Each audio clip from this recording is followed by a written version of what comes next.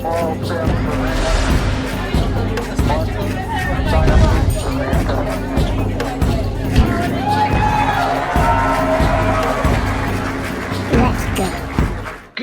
evening, everyone, and welcome to the absolutely insane UnFuckIt discussion.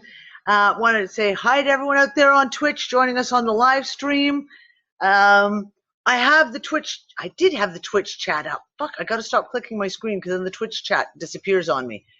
Everyone in Twitch, hi, everyone over there on Twitch. I do have the Twitch chat up, so if you have questions and shit, please file them over here to me. And Brianna's over there too, watching everything. It is February.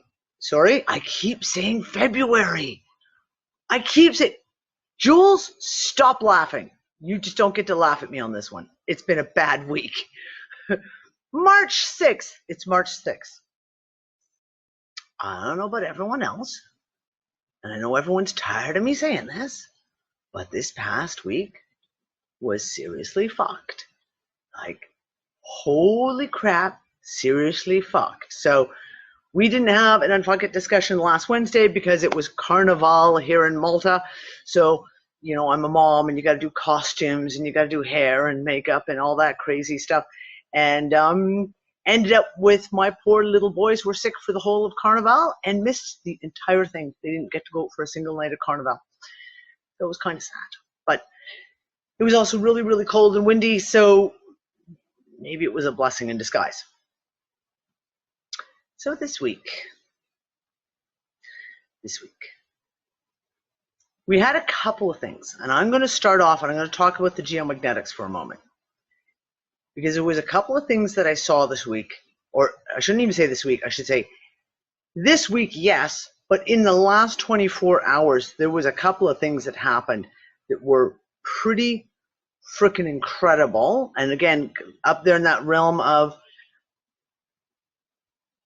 what the hell? Can someone come up with a logical explanation on this?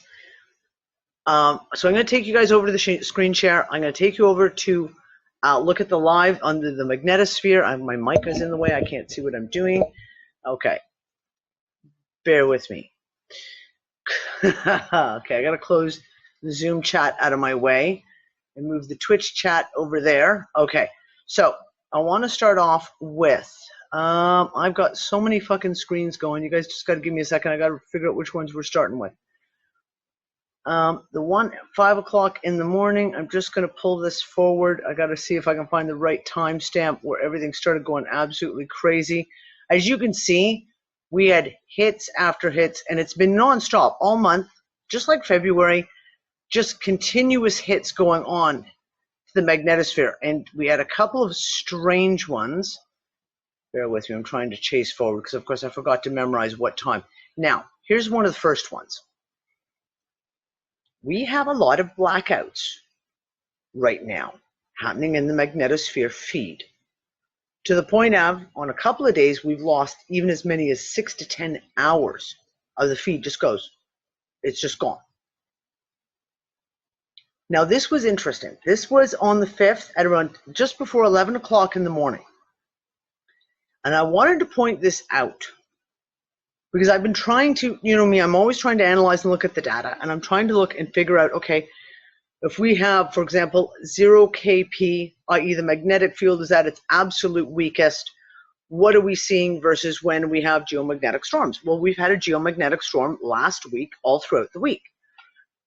We saw this happen here. I'm going to try and pull it back a sec here. This is just before 11 o'clock in the morning.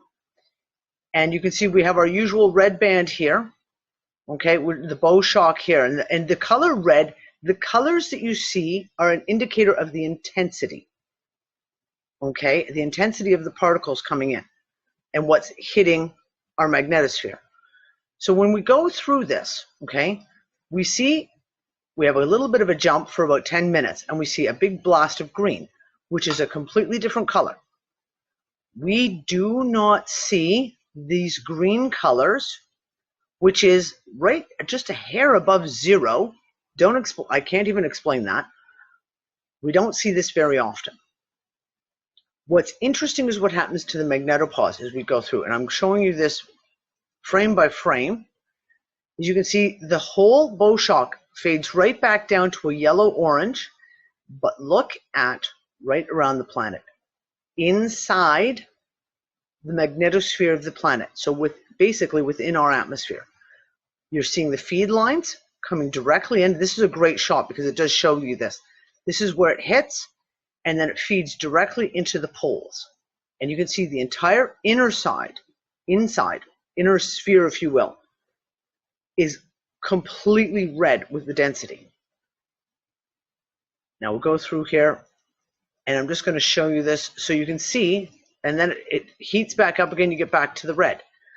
What we have seen a lot, especially through the end of February, is this, where the inside and the magnetosphere remains very, very red. Now, I'm just going to hit play, because I'm trying to get to one specific piece, and I can't remember if it's last night. Okay, so here's one. We have the big tangle, massive, massive hit at 1300, and we had several of these. I'm trying to catch this one, because the one that I think is coming up, you're going to see a tangle that was just insane.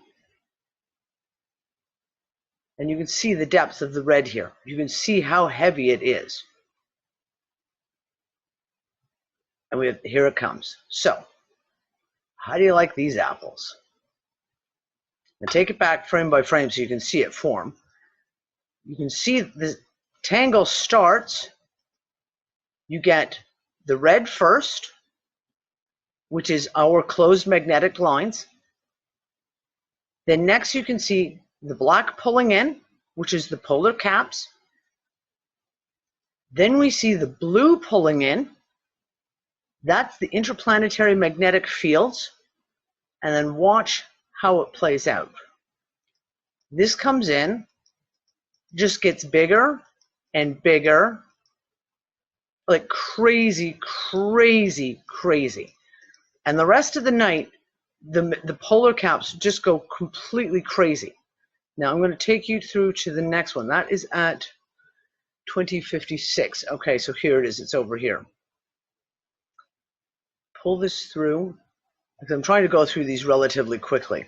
And again, we're getting the warping, and you can already start to see how it's beginning to expand again. Now, I'm trying to get to... Okay, there's another one of the big, huge blasts that we see just before midnight. Now, bear with me. I'm trying to do this bit by bit. And you can see how the amount of unrest that's going on now. Here's another one of these massive balls again. Oh, come on, screen by screen. There we go. And all the time we're having the huge compression at the front of the lines here. Now, I'm going to take it through to, come on, keep going. And you can see it's just continued. We're at 5 o'clock in the morning. It hasn't stopped. And we have another one of those jumps. And we see the next set coming in.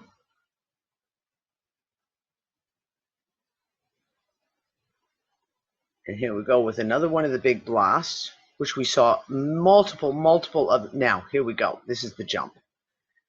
Just before 7 o'clock this morning. Okay?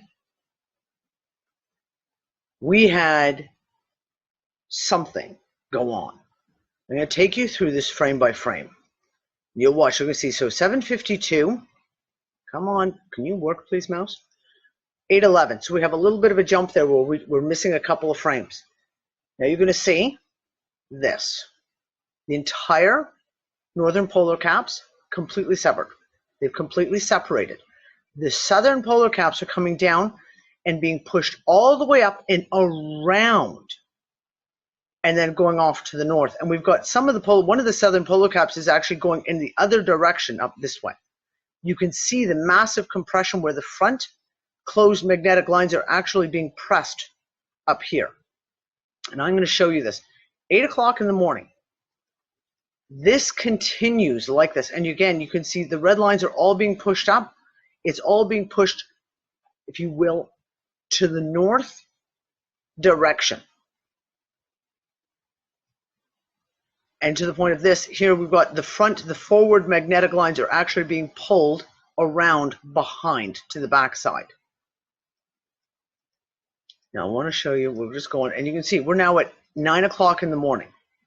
And you'll get, every so often, you'll get one magnetic polar line will reconnect, but they don't stay connected for long. And you can see this, and I've never seen something like this happen for this long, where the entire northern side is staying completely open. Everything is in a very fat, wide bubble, but it's very compressed, looking almost as if it's being compressed from both sides. And then we see, come on, keep going. Now we're at 10 o'clock in the morning. It's still happening. We've got one magnetic North Pole line connected. Come on, keep going. And you can see the undulation. You look at this. Just cracked lines everywhere.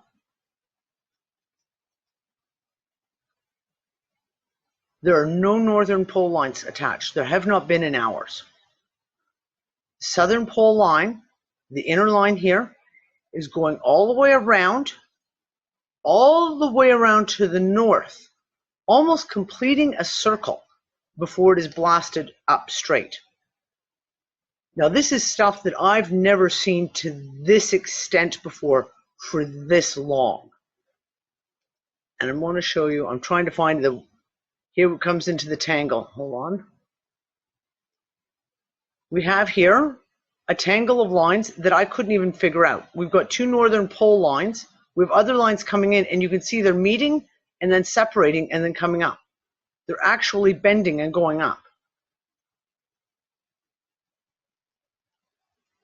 And it continues. We're now at 11:30 in the morning before the lines start coming back. But again, you're still seeing this. These lines are coming here, and then they're snapping right here and leading back upwards again. Okay, and that takes us to right around this time. So we're right at 1300 today, and I do have one for the later part of the day. Now, what's interesting is, last week we had a geomagnetic storm. We had a coronal hole, we had solar wind speeds coming in. And the solar wind speeds got up a little bit. There were a couple of times where it hit 900 kilometers a second. I think there was once or twice when it hit 1100 kilometers a second. But considering in January, when we were seeing those massive blasts, we were seeing the solar wind speeds coming in and hitting 15 to 19 to once or twice 2100 kilometers a second. Today and yesterday, everything you just saw, all those massive blasts, the solar wind speed over here never cracked above 500, 550. I think once we might have got close to 600, but for the most part, it hovers at 450, 470 kilometers a second, which is really, really average normal, which says the solar wind speed wasn't what was causing all the disturbances that we saw. It can't be. And we have full push. Say again? That almost makes me think that it's coming from the direction of the sun, right? But it makes me think what you just said, that maybe the sun isn't the force that's generating it. It's coming like whatever is behind the sun relative to us. Doesn't it? Or to the south as well, because we're seeing the push is pushing all of these. When we go back up here, we can see all the push is pushing everything up this way. The sun is over here. If the sun was seeing it, we see those blasts. That's when we see, for example, let's see, where's my, pull this up. When we see these blasts that are going straight out, the sun is here, here's Earth, and everything's being blown straight out. We're not seeing that here. Again, we're seeing these compressed lines that they're being pushed. That's why I keep coming up and saying there has to be another piece to the equation. So, interesting enough, and I absolutely, here, let me close off the share here for a second. I sent a message to our astrology crew saying, okay, guys, between 8 o'clock and 12 CET, Was there something fucking going on? Because seriously, what the hell? And I get this really sarcastic response from Amina. I love her to pieces. And she says, hold on, I've got to find, there it is. Bear with me, I did have this pulled up. She said, yes, Uranus moved into Taurus. It will be tomorrow's date for everyone to catch up, but it happened today at around that time, and Mercury also turned retrograde at that time. Also, the new moon, the sun and the moon, both at 15 degrees Pisces, are about to meet at the exact same point in 33 minutes, just a half a degree from Neptune. So, not much happening.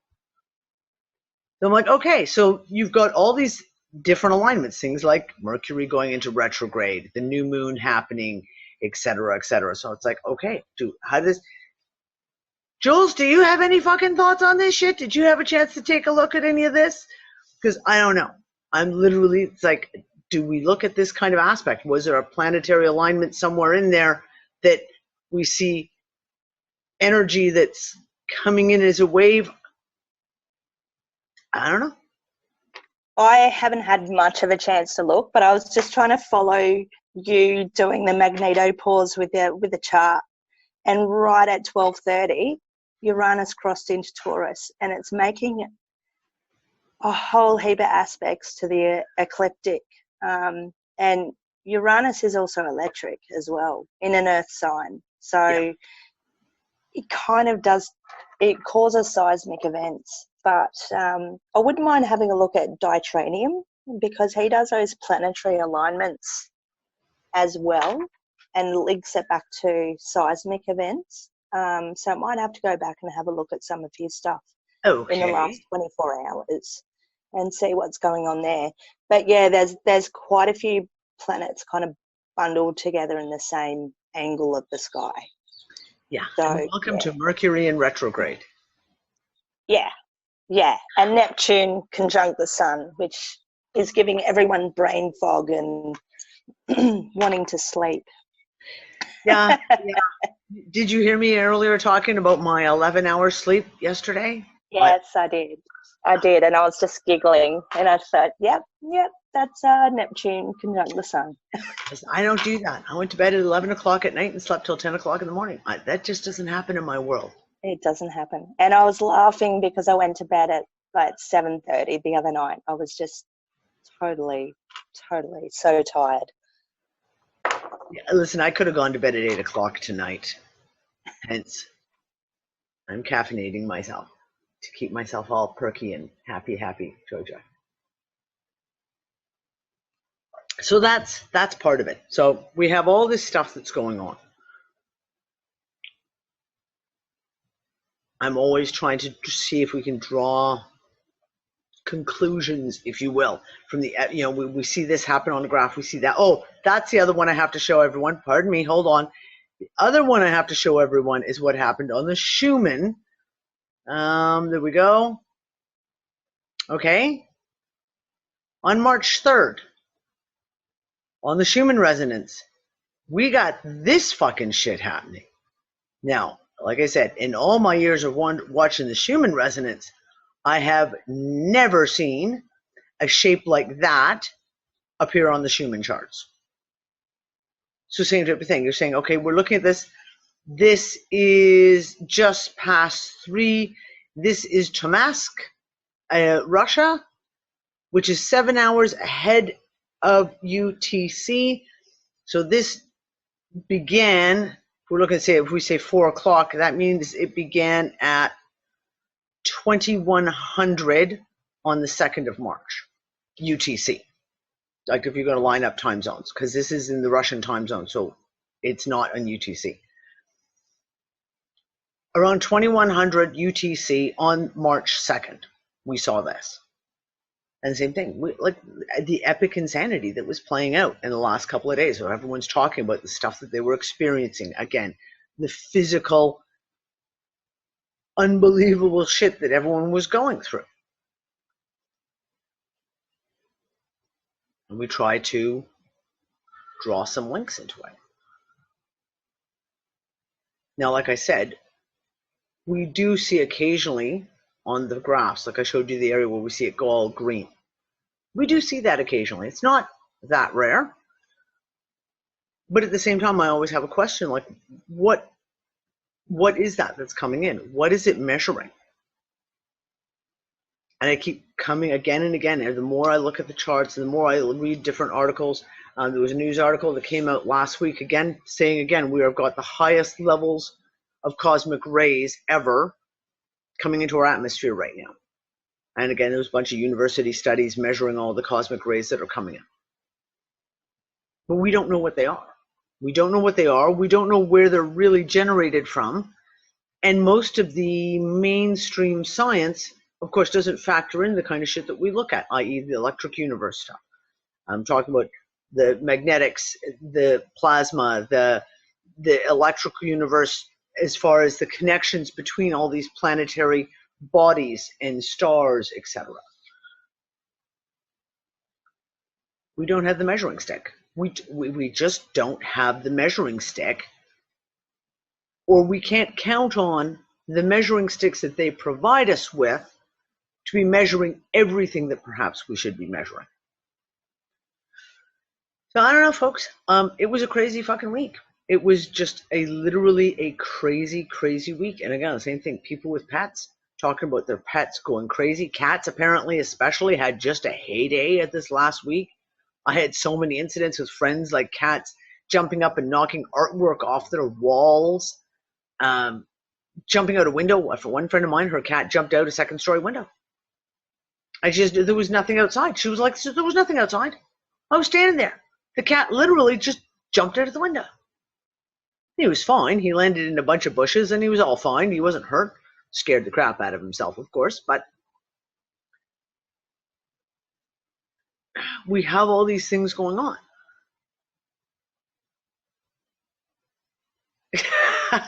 Crazy Crone says, yes, my spawn of Satan has been going nuts. And it's funny because Anne's got little bollocks back with her, and apparently he's just been calm as anything. So, like, I don't know. But then, of course, he's maybe the oddball to the rule of cat folk when it comes out to that stuff. Yeah, my dogs have been chasing them tails and fucking running up and down, and I don't know, crazy, crazy energy that's coming in. How do we define it? How do we even look at it? We're not in 0 kp anymore. We haven't been in 0 kp since the geomagnetic storm last week, yet we're still seeing all the symptoms of 0 kp, or what I was describing as could be symptoms of the 0 kp. Yet the symptoms are still there. We're still seeing, again, a whole pile of heart attacks. I had another friend of mine whose dad had a stroke last night.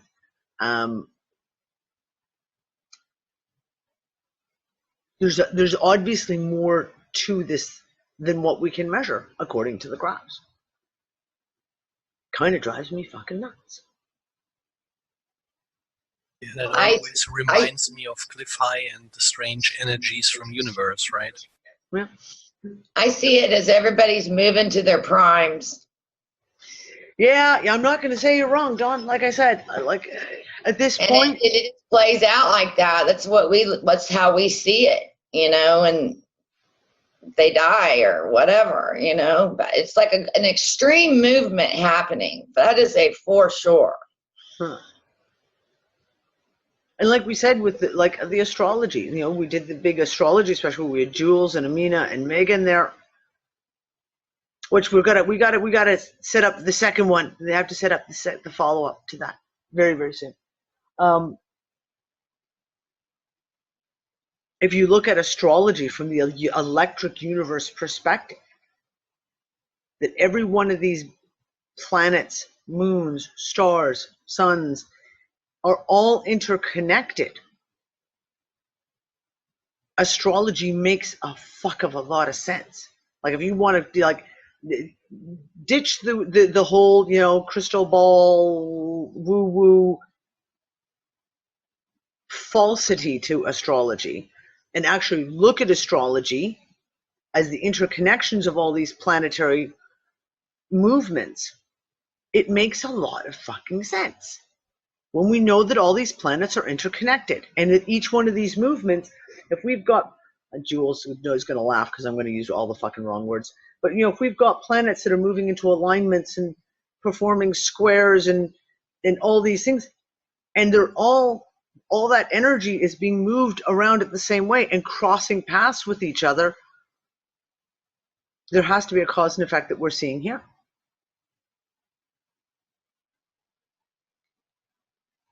Definitely. So every time I see a planet sort of making an aspect to another one, it's like this zap. It's almost like an electromagnetic connection, and then it sort of permeates that energy back to the Earth. So Yep. we're seeing lots of that at the moment. And for a couple of years now, the planets have been on the one side of the zodiac, which is highly, highly, highly unusual. So we're just seeing a lot of craziness. Out of balance? If it's all out of balance. If it's all on one side of the zodiac, is that like the zodiac? It's like lean now. Yeah, it's like 8 people on one side of a seesaw. It's like this. Somebody jump on the other end of the seesaw fast. Exactly, we need to rebalance. Exactly. Everything's a bit topsy-turvy. It sounds an awful lot like Maury's chart. When Maury got his chart read by Robert Phoenix, all his stuff is on one side. It's like a very rare. You ought to let them look at that. I'd like to get a second opinion on that one. It's like this. Robert said he'd never seen one like it in his life, and I think he probably looked at a few charts along the way. So I'd be. Oh yeah. You should look at Maury's charts. Very different. But we already knew that, right? We already knew that. Hey, I'm just Lunch Bucket Joe over here, just kind of trying to keep up with you guys. That's the way you portray it. That's the way you portray it, but we ain't buying. His costume. It's his cover. Just let him have his little, his imaginary that we don't see through it. It's okay. Yeah. You just go sit in the corner there, Maury, and do nothing. Yeah. Well, what is it that Emily and Randy say that you're the character in that book? What is it? I don't remember. Yeah, it's the book that you brought up, or maybe it's you. What the hell? It's the opposite of Aphrodite, Edidorfa. Yeah, Edidorfa, and you're the old man, and what does she say you are? The one that let him down into the depths, I think. Yeah. Oh, you're the troublemaker. Right. I've been known to do that along the way, I must say. I try not to, but I always end up doing it anyway. I reckon Murray's just sitting back saying, I've seen this shit all before. Mm-hmm. Darling, don't pull my fucking leg. I've already been here. Recall like some people seem to have, but everything comes up. I'm not shocked by it some kind of way. It's like it might very well be something like that. I've seen this shit so many times. I'm not shocked by it, but in my mind I don't know that. But when it happens, it's just like, yup.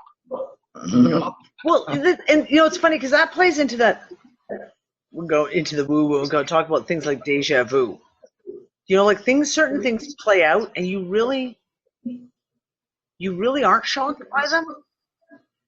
It's as if you know they're coming, but you don't know they're coming. Like you don't know in advance that they're coming. It's not like you've got precognition and you've seen it all laid out in front of you. But when it does happen, it's just like, I know, I knew this was going to happen. I knew this would play out this way, et cetera, et cetera. It's close to that. Honest to God, it is actually close to that, Danny. And you're right. I don't have precognition. And the way I satisfy myself one way or another is I don't need to know. I don't know anything until I need to know it at the right time. It's really weird. And that's the best I can come up with right now. I don't, all these predictors and interpreters and shit, I can't do that at all. And I don't even try. It's weird. No, you know what? Listen, but we had that conversation a couple of weeks ago. Sorry, Dawn, I had to mute you, love, because your microphone does that weird echo back thing occasionally. we want to know. We always have the questions, and God knows I think that's the theme of Unfuckers is just tell us. Just fucking tell us. We all want to know. And yet that seems to be the theme, is that you don't know until it's that moment. That moment, then you know. It's like you can't know it before. You have to wait. You have to just wait until it's the moment to know it, and then you know. And don't get me boss, wrong. Rip off the goddamn bandage. Yeah. That's me. Don't get me wrong. I screw up all the time. Just ask Dawn. She tells me most of the time I do it too. But the funny thing on that one is I listen to her, because as much as I hate to hear it, she's right 99.9% of the time. Hey, darling, none of us know everything. None of us have all the answers. None of us have all the right answers. That's for Helen for sure. I just ask the questions. I don't have any answers. He grew up in a different time, you know, and they just did things different. But that's why I like Lori's perspective.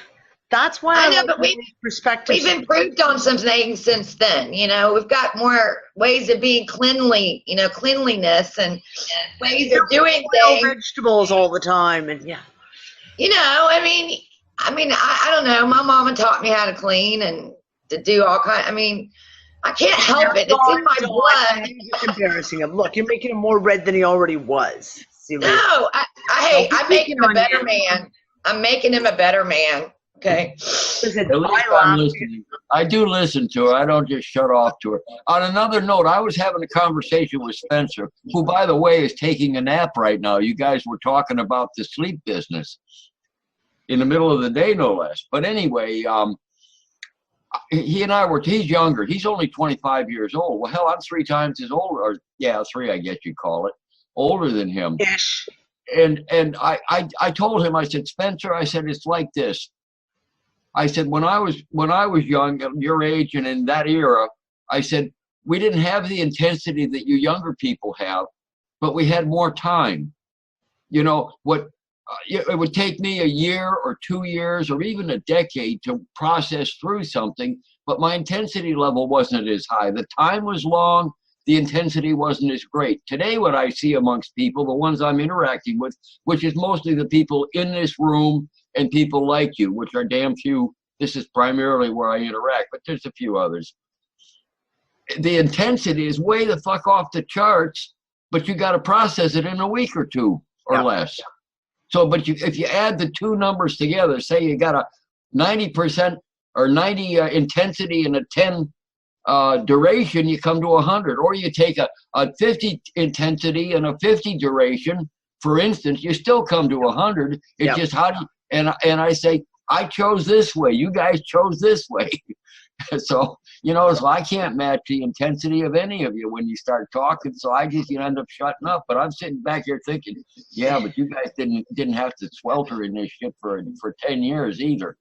You know, not just one thing, but everything.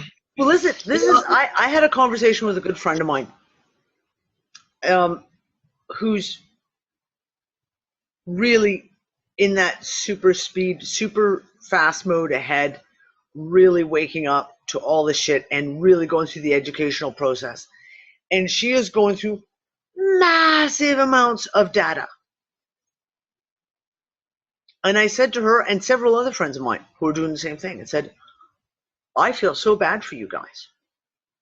I feel my heart goes out to these people who are just starting to really wake up now to all this shit, because they're having to digest shit in a week, in a day, in 2 weeks, in a month.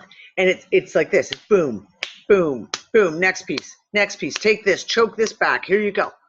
Whereas a lot of us have been on this journey, and we've had kind of like what Maury was saying, like I had this very, you know, my process of waking up was you went through this and you learned about this. So maternal and infant health stuff. So childbirth and then vaccines and then you know, circumcision, and I had years to chew through this information and process it and pull it forward. And then, you know, you get into the finance. Oh, now you get into government fraud and finance. Okay, same thing. But I had like a good 2-3 years to really chew on that and work my way through the data and take it in steps and go, okay, here's one little piece. All debt is fraud. Okay, chew on that for a month or two. Okay, now we're ready for the next one. Okay, birth certificates. Okay, here you go. Here's another. Chew on that for a month or two. They don't have that now. Like the people who are right now waking up, it is like a tidal wave. They're being hit, and it's as if they don't have the time that we had to absorb all this stuff, because each one comes in and it's like the next piece, and sometimes it's a day apart. Like here's a piece. Okay, you got one day, because then someone's going to post this on your wall and it's going to hit you and you're going to go down that rabbit hole and your brain is going to get blown all over the backboards again. And you've got another day because the next day someone's going to post something else. And it is insane. Like insane, that ride. Danny, I think I would be fucking paralyzed today. Like, I mean, how I handle information in that, like with audio and video and some reading and stuff, but I don't think I could handle that. Especially if you throw the Mandela effect stuff on that. Like, if I were to wake up now in this stuff, I have to swallow all that Mandela effect information. Yeah. Here, one swallow. Take it, Earl. Take it. Swallow. Yeah. I'm glad I woke up when I did, because then it gave me time to understand stuff and be more awake, and I can deal with new stuff coming at me. Still, yeah, it's kind of overwhelming, especially when you get, when you get hit by that doozy stuff. It's like, okay, that shouldn't be. But you know what? You bring up the Mandela effect, and that is actually another prime one. A good portion of you guys who are here have been following along with me on this shit since like 2015, 2016. Before you go into Mandela, sorry for interrupting you. Before you go into the Mandela, let's go back to quickly people experiencing stuff and waking up slowly and stuff like that, and some other people get hit in the face.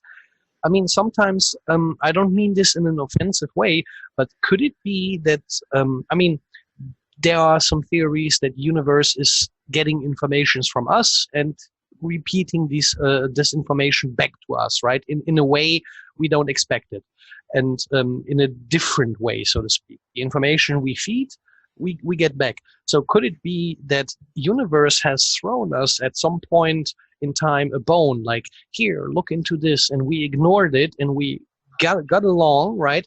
And now some people are getting hit with all this again in the face, like, hey, you didn't watch out back then, so no, here. I don't think so, hun. Everyone is on their own journey, and everyone has got, I hate to use this Yes, platitude, we are all on a right? People do not wake up at the same time. I woke up when I was 7 years old. Like, my whole life, I knew this fucking reality was not fucking right. Okay, that's not for everyone. That's not the journey that everyone is taking. And some people have had no opportunities to learn this stuff because they haven't stumbled across a video on this stuff, etc., etc. So that's why I meant like Heinz, like some Heinz here, like here, a little nugget, you know what I mean? And you didn't take it, you ignored it, you went along. So what you said, everyone's journey is different, right? We all want to reach the top of the mountain. How we get there, that's our job, right? Which route we take, which we climb, which we walk, right? Doesn't matter how we get there, but it matters that we get there. And that is what I think sometimes, that universe is like, right now shit is happening, that is what you should know, wake up, right? Like, be useful to universe. Okay. First of all, we're going to throw out the word universe because I don't like that one. It's like, because I know we're not going to get into the God fucking discussion. No, I'm not going into the God discussion. No. That's what I'm saying. So I think, and I have said over time, that certain lessons come into our life, like whatever it is, and if you ignore the lesson, it just comes back again. And it kind of keeps coming back until you fucking learn the lesson. And when it comes back, it gets bigger and bigger and big and more in your face until you have no choice but to take note and work your way through that lesson. Perhaps. Exactly. And that's just a theory. That's just a theory. But when you start talking about things, for example, the examples of what I'm talking about, waking up to everything from the fraud in government and finance to the fraud in every corporation with like your big pharma, your big oil, your big food, Yeah, up to et cetera, et religion. cetera. Okay, Religion. to religion, to everything, to the point of like, what is reality? What is this reality that we are even existing in? That even that cannot be held. It's a belief structure. So that kind of a learning process, there's a difference. And this is what I was trying to say. It feels like what Maury was saying. Before, you had time.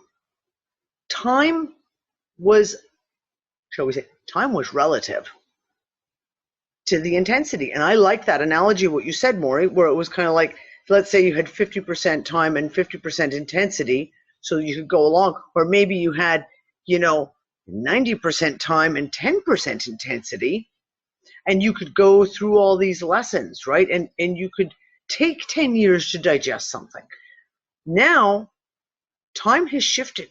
Time has done this, and the intensity is now in the flip, where it's like Maury said, you're talking 90% intensity, and you got 10% time to deal with this amount of intensity. And that intensity comes to, good word, Moksha, the quickening.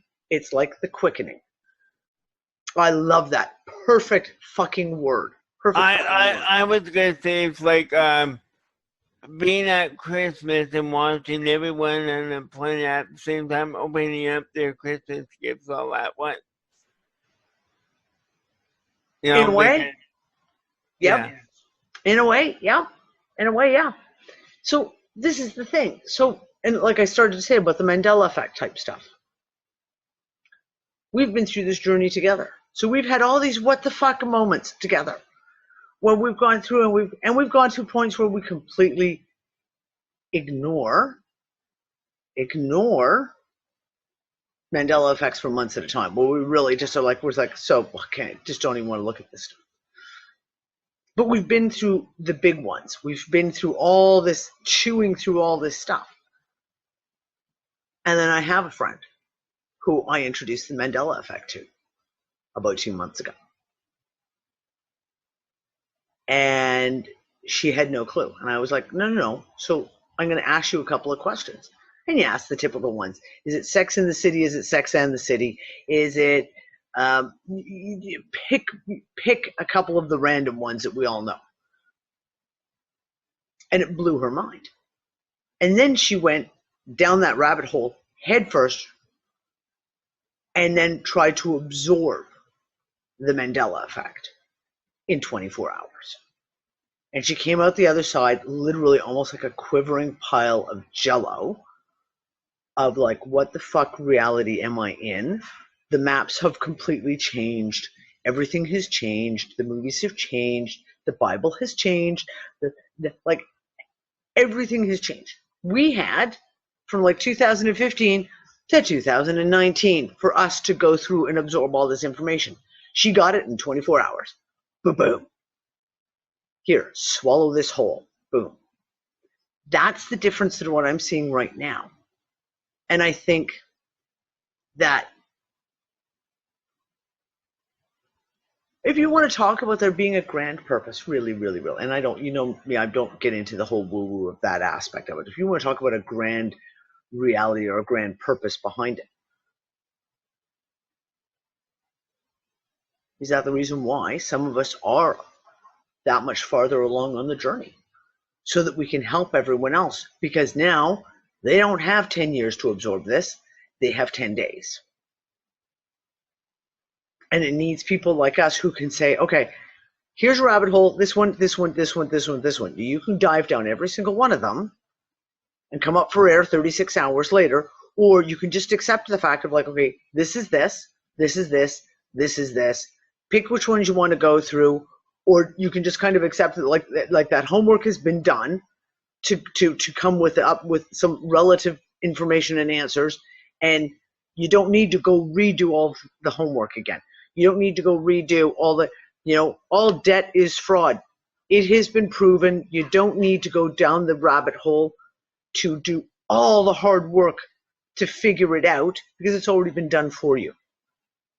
And there are lots of videos out there that can point it out. All that is fraud. Here's a 10-minute video. Boom. Watch that and you will comprehend it. And then if you choose to go deeper, you can, but you don't have to.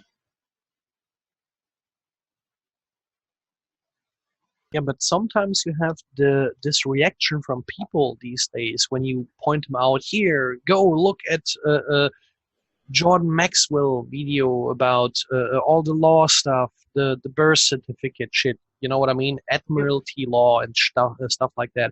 You get sometimes from people like, oh my God, it's so long, and I don't want to watch it. Who is this guy anyway? He's not even famous. Why would I watch this? But then they're not ready for it. But they're not ready for it then. I know, but you can lead a horse to water, but you can't make him drink. Yeah, exactly. But sometimes it is these days people await from you. You send them a 10-minute video that explains it all, while it takes so much longer to get into the matter, so to speak, to get all the idea about, let's say, birth certificates and the laws, how you jump through hoops, how you get from A to B without being fucked over and stuff like that. Yeah.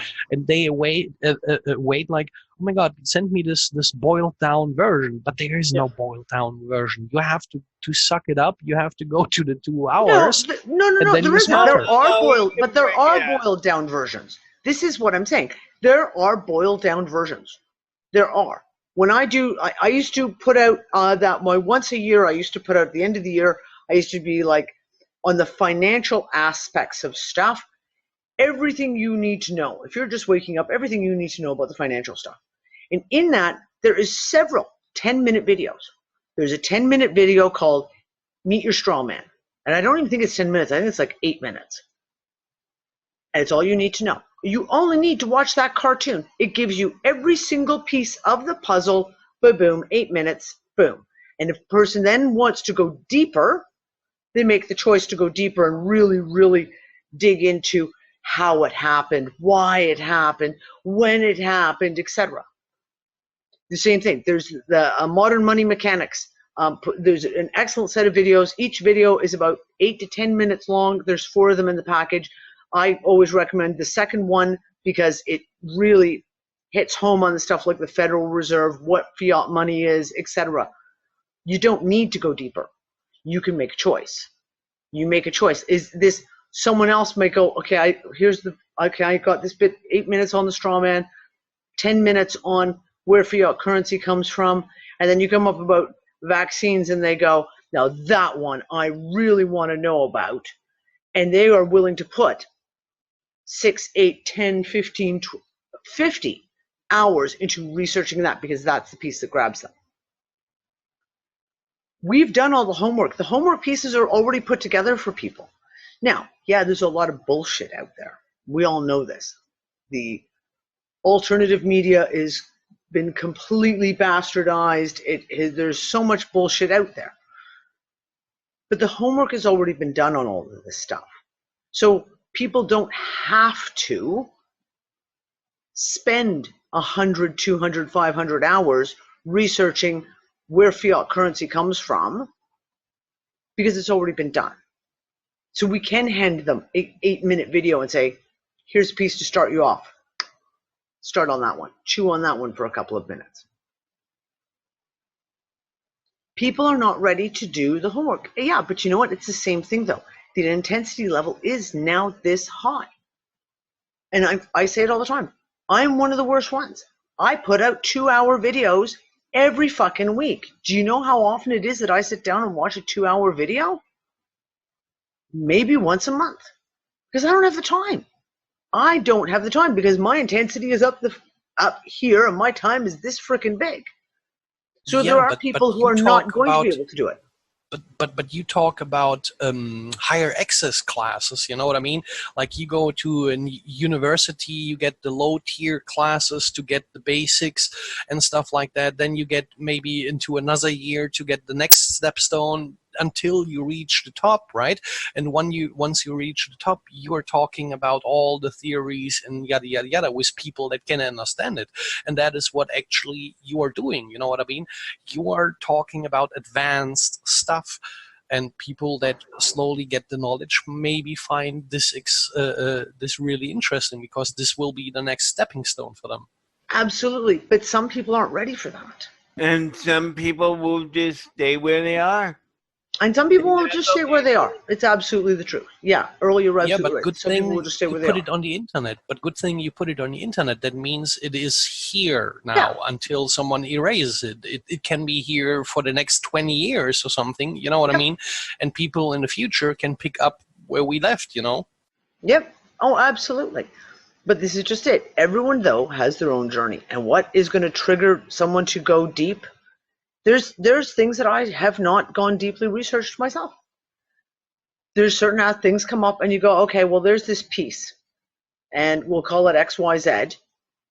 And I see it, it comes out, I look at it, and I'll make a choice. Do I have time to go down this rabbit hole right now and spend, because we all know how obsessive compulsive I am, if I go down that rabbit hole, I'm going to disappear for the next 48, 72, 150 hours until I've absorbed it. Or I can look at it and go, okay, this video is 10 minutes long and this minute's 15 minutes long, and they've explained to me what this piece is, how it works, and I can say, okay, I have the basics now. I comprehend it. I may not have all the fucking details, but I now have it, and I'm not going to choose to go down this rabbit hole because I don't have the time. And maybe a year from now, something else will come up and make me go, okay, I'm going to have to go down that rabbit hole because that's connected to this, so therefore I have to go figure it out.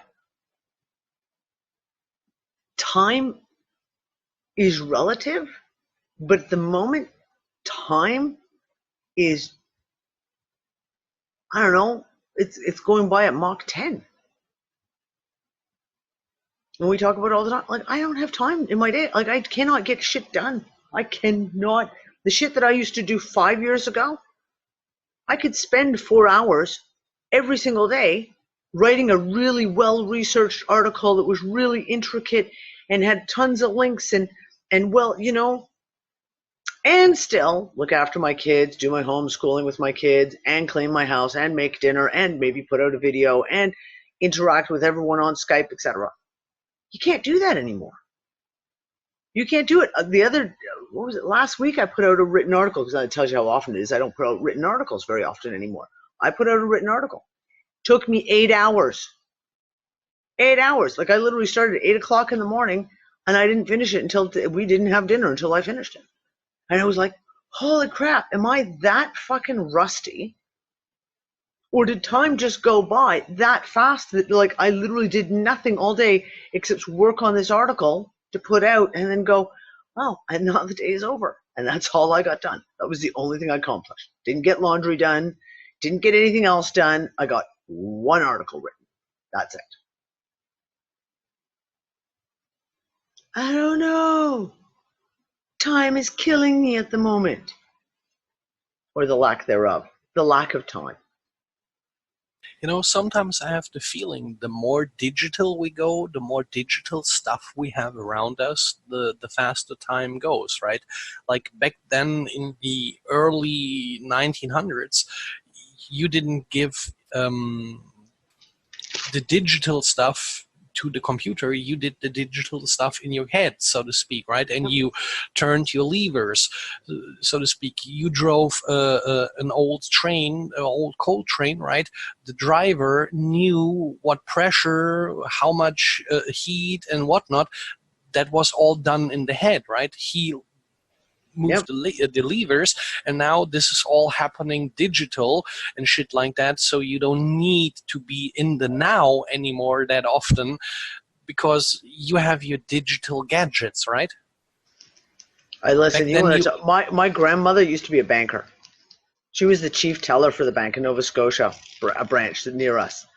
And you should have heard her in the 70s when calculators came out. And all the tellers started using calculators to figure everything out. And then all of a sudden you'd have, and they were all electrical calculators, not battery operated, and they'd have no power. And they'd have to balance their tills at the end of the day. And she would literally go up in arms like, oh my God, don't you guys know how to add? Seriously, add, subtract. It's simple. Do it. And she used to just come home ranting about the fact that none of her tellers knew how to frickin' add and subtract to be able to keep the totals going. If you took away their calculator, they couldn't do it. Yeah, you should see my mom. She was always working in sales back then when she was younger. I mean, she's a walking fucking calculator for small stuff, right? Like not the high tier mass, but the daily stuff, right? Yep. When she goes shopping, she knows exactly almost to the dime what she has to pay, right? Like, yep, that's me. I do the same thing. I keep you walked into the shop and you only have 20 euros in your pocket. You better know exactly how much you've spent and be able to calculate the 18% VAT on top of it. Yeah, but it's not about that. But back then the people acquired these skills and learned these arts to do it in their head. I mean, I don't want to say I'm a retard. Maybe some people differ to that, but sometimes, you know, you're going shopping, you have these easy numbers, get them that fast in your head to keep a track over all what you have to calculate, especially the banking stuff. Yep. with big numbers. You know, you find your own tricks to get there, and now all is digital. And like you said, when you see today people in the supermarket, when the counters go off, or the what do you call it, the thing where you weight stuff with, Yep, the scales. yeah, the scales go off. People don't know shit, right? they're useless, so to speak. Yeah, but now there Yeah, are. but that's an indictment of our education system. That's what that is. Yeah, but now there are like Amazon is like working with it in several companies. They're now working with this technology where you don't need to like go through that. You don't need to like go through your telephone. You just all go through your phone. You just grab what you want. It all gets sent to your phone, to your bank, and you don't need, you know. Do it. I won't go to those like no teller, the automatic checkout so you cash yourself out. I refuse. Like, you will hire someone to do this job. I am not here to do your job for you and check myself out and to still have to call for help because nothing ever doesn't work. No. I will stand in line up and have a human serve me every single time. You just That's my wait rule. the next 10 years how many robots they will roll out, especially the counters where you all I don't where you care. have to bring your own stuff. Even didn't even McDonald's bring out like a digital counter where you order your stuff and you pay in advance? Do you know and shit where like I go? that? Do you know where I go? We have one of those in our McDonald's. They spent thousands of dollars, laid off all the people. I go to the counter and I order from the counter. Yeah, me too. Because I would refuse to. always do this. I will Exactly. not use their self-checkout machines. Will not. Not my job. You can hire a human being and pay them a decent salary and have them do the job. And I'm more than happy to pay for that service. I'm not here to pay for your fucking technology. Yeah, exactly. But see, this is the same thing I had. Sorry for interrupting this conversation again. I had the other day a really fired up conversation with a guy who was literally supporting a carbon tax. When I tried to explain to him, it's not a tax where the money would be taken and done good things like planting stuff and planting plants or shit like that. It will be just a punishing tax. You use CO2, you get punished, you pay the money, the corporation has to pay money as well for creating shit, but in the end it's the customer who pays all the taxes and fines, right? Like, I try to explain to him that it is a bad thing because nothing good ever comes from this, right? Like, and yeah, it got a heated conversation, and these people are the same people that literally would take all the robotic shit into their world because they have to pay less in the end for them, but they don't care about the human, right? No. We want to interact with humans. I don't want to have a fucking robot calling me on the phone trying to sell me anything. I want the fucking human to tell him in the face, please don't call me again, right? The robot doesn't get it. It does if you tell the robot to fuck off and die. Sooner or later, they do get it. Well, but this is the thing. So okay, so let's look at that. Well, that's really interesting because you just pulled right into a conversation that Nick and I had today. And it's the Nick and I had a really, really great conversation this morning with Alan James. Fuck, the name of the radio show. Open Your Mind radio show. Right, Alan? Tell me if I got that right. I'm sorry. And we had this really amazing fucking conversation today. Like 2.5 hours. We just kept going and going and going. And then Nick and I, my husband and I, we were sitting down, we're talking. And we were talking about, for example, the programming and the fact of like you have certain things that to try and overcome the programming of the people. So one of the biggest programmings we see right now is carbon tax, carbon footprint, and of course, the global warming, climate change is all man-made, et cetera, et cetera. And the fact that if you could explain it to people, pardon me, if you could get people to the table or to the video, to the YouTube, and if you could put together a 2-minute info video to explain to people the concept that you, the public, are being charged all these carbon taxes for something that is not your fault, that you have nothing to do with. And it comes down to one of the basic, and this is one of Nick and I's rant all the time. We get called the consumer generation. Consume, consume, consume, consume, consume. yeah, but we have only these options. We can't go to the company. Bossy, just, seriously, Bossy, just let me finish. I love you, but seriously, you got to stop doing that. We don't have any options. When you buy a cell phone, okay, this is my really crappy little I don't have a smartphone, so whatever. You buy an iPhone. It's out of date in 2 years. Doesn't matter if it works or it doesn't work. You could still have an iPhone that works 5 years later, but guess what? They don't make an operating system for it anymore. It's just garbage, and they're going to upgrade you. And then when you upgrade typical using the iPhone as the example, you got to buy new headphones, you got to buy a new case, you got to buy everything to go with it, because they always change everything to force you to upgrade everything. When you buy a car, how long does that car last? What? 3 years, 4 years, 5 years, if you're lucky. You buy a toaster. How long does the toaster last? 12 months, if you're lucky. You buy a blender. You buy a radio. You buy a DVD player to watch movies on. Planned obsolescence. Exactly, Deb. We don't have a choice. We have become a consumer society through no choice of our own. Through no choice of our own. You try and buy a quality product, and I always joke about this, and I say, my mom gave me her blender that she got as a wedding shower present in 1966. That blender is still somewhere in storage in Canada. It still works perfectly.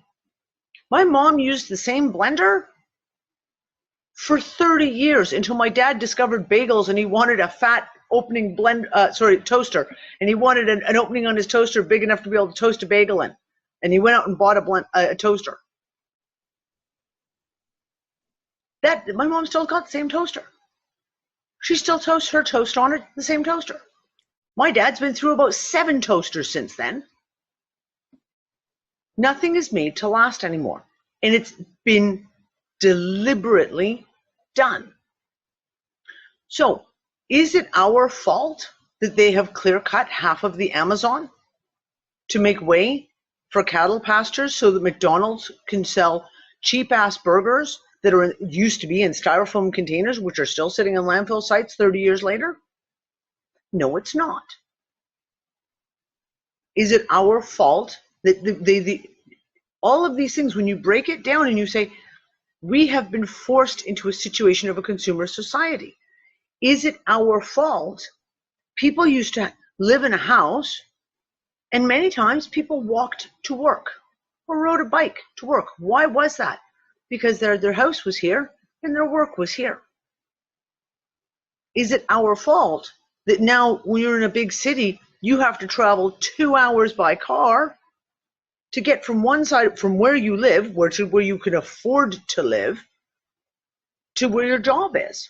And you have to travel 2 hours to work in the morning and 2 hours at work at home. And you have to take a car because that's what your shifts are. Your shifts run when there are no buses running and there's no subways. There are no other alternative means. We are forced into this situation continuously. And yet the guilt is continuously put on the single person, the consumer, and never put on the corporations. These corporations, for example, grocery stores that throw away literally hundreds of tons of food a month. You have Walmart goes in and rips off farmers because it forces the farmers, they sign a contract to say, I'm going to produce this much corn, strawberries, tomatoes, whatever. And then come back to the farmer 6 months later and say, yeah, no, we're only going to take half that crop. We're only going to give you half the money, and we're only going to give you only one half the crop, and the farmer's stuck with all this food left. Was it the farmer's fault? No, it wasn't. It was the big corporation. Yet we are continuously, the person is put on this guilt. And it was the biggest piece of this for me was when we were in Australia. And we stayed at our friend Mark's house. And this guy's a permaculture guy. He lives in a completely off-the-grid house, completely off-grid house, in an off-grid permaculture community. And we're out having a beer one night, and we get talking, and he'd gone to a massive protest to protest fracking. And he got arrested. Man, it was in his late 60s, and he got arrested for protesting fracking. And he comes back and he's talking about how he's done this and this and recycle, and he does so much work to do recycling. And I started explaining to him, well, I hate to tell you this, Mark, but like recycling is not the answer. And recycling puts even more pollution in the water, puts even more pollution in the air. It puts and most of the stuff that you have spent tax money on to separate out into garbage and waste and plant waste and recycling ends up in a landfill anyways. And he was literally, because his whole thing was he had spent years doing everything he could to negate his carbon footprint, to the point of, like I said, building a house that was completely off grid. I'm taking my carbon footprint out of the equation. And when I said to him, look, you don't have a carbon footprint. Your carbon footprint is that. It's less than 0.0000001% of a carbon footprint. And everything you've been sold on this is a pile of bullshit to make the consumer feel guilty about every single thing that they do. So that then you can charge them a carbon tax.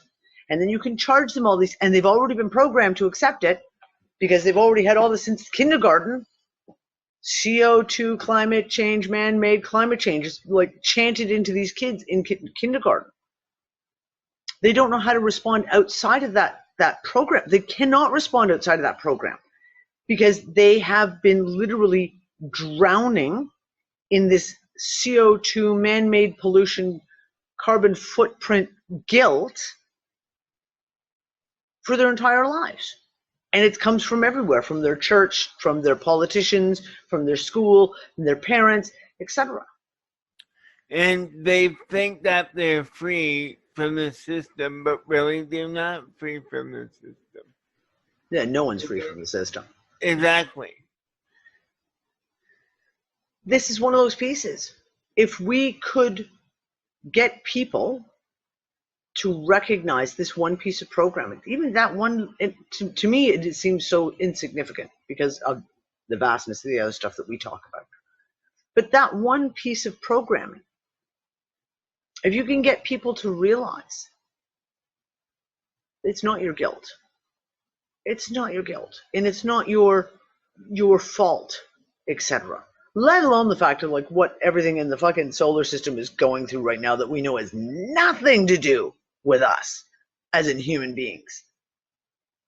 Climate change on Mars is not humans, or Jupiter, not humans either. No cow farts. There's no cows farting on Mars. I have it on the best opinion that there are no farting cows on Mars, so therefore we don't need to tax the cow farts. And John, I completely agree. John just said demand alternatives. The one that generates the obligation must provide remedy. Yeah. And this is what it comes down to. And it's all these little things that we talk about in the fact of getting off grid. And it's not getting off grid to get rid of your carbon footprint. It's getting off grid to remove yourself from that system entirely. Yeah, Joanna in the Twitch live stream, attempting to tax rainwater in South Carolina. A tax on rainwater. Now, we had this conversation 2 weeks ago, didn't we? And it wasn't just like South Carolina's trying to push it through, but there's now multiple states that came up where people are saying, yeah, no, they've already done it here. Taxing rainwater. Like you have some control over the rain that falls on your roof? Wait a second. It's insane. And then not being able to keep the water. And then not being able to keep the water. Exactly. It's like, if you're going to tax me on the water, I want to have a barrel under it, and I want to be collecting up that fucking rainwater. Right? This is the piece. We need remedy. And this is where it comes down to, in my mind, that this is where we make our own remedies. We have to do these things. And it's like things, for me, years, going to secondhand stores and buying cast iron pots and pans. Because I take them out of a landfill situation, and quite literally, once I did pull one out of a landfill, quite literally, clean it up, reuse it, and then you have a pot and pan that will last forever, and you'll never have to go back and do something again. Learning how to fix things, like learning how to fix toasters and etc., and being able to rewire a lamp, etc. It's the little things that we do. Danny? Yes, Lisbeth. I don't know how to put up my hand. There are so many examples of all that becoming a past. I've been sitting with a project from Vietnam where they have taken plastic and they gather it, and it's made from oil, and they are redoing it into oil again. Yep. And yeah, and they are exporting this all over the world now, how to make these factories. Yep. I'm in Scandinavia. I mean, the whole idea about don't waste food has totally been introduced in supermarkets. They are competing at the moment in ways to stop food waste. Mm-hmm. They gather emballage and to reuse it. It is turning around so much, and as I just wrote, you cannot sell non-organic anymore. You cannot sell non-organic eggs. More than 50% of eggs are organic. People won't buy them. Good. And this is within a very little span of years where this has turned around totally. So, I mean, it may be a good idea also to look a little for where the solutions are. Yep. Because they are, and they are coming like a tsunami at the moment. And I agree. And that's what we talk about, community, right? And it's like one of those things, like you find someone in your community who has eggs. And you're not buying them. You're going to buy free range. I have a little farmer here all summer long. Her dad has free range eggs. And she knows she holds 6 eggs for me. And I come and I get my free range eggs that I know that are grass fed. They're just wild chickens that are just out in the yard doing what they do normally. And I'm taking Which my is- money away from the egg producers. And But this is wonderful when you can do that. But here it's actually the supermarkets. yeah, They're competing with one another. Who can do organic best? Who can do animal welfare best? Yep. I mean, it's become. but Scandinavia is literally light years ahead of most of the rest of the world when it comes to this. I've got really good friends in Denmark, in Sweden, in Norway, and I talked to them, and even 5 years ago, the way they did things on this level was so far advanced from when I was in Canada. I was like, oh, I only wish that they would start doing this kind of stuff in Canada. They didn't But used to. it's a goal. It's a goal, though. Well, that's it. But they're an excellent example. You look and you can say, look at what Sweden has done in the last 5 years. They've achieved this, and this. Yeah, but now I'm from Scandinavia, so I know what has been going on, and I haven't made public relations and stuff for years here. And the change, because it has in some areas been dark middle age here when it comes to organic food. And I've been living in France for 24 years. They were far ahead there. Yep. But suddenly within the last 5 or 6 years, it has turned around up here. Yep. So. And that's what I'm saying. There are places. So like France passed laws that will not allow, grocery stores are no longer allowed to throw away all their food. At the end of the day, like stuff like they have to go give it to soup kitchens. They have to give it away. They are no longer allowed to do that. If it can work in a country like France, and like people, the big excuse we get in North America, the big excuse, especially because I've talked about this before, I've got a lot of really good friends in Denmark and Sweden. And I've held them up as an example on a lot of different things, like education, like healthcare, etc. And people's big excuse in Canada and the States is, yeah, but they're just a little country. They're just little. They only have this many people, right? And I'm like, just because they only have that many people in their small country does not mean that it cannot be done on a big scale in a bigger country. It's just scaling it up. But it requires change. It requires the change. It requires that change of how the people think.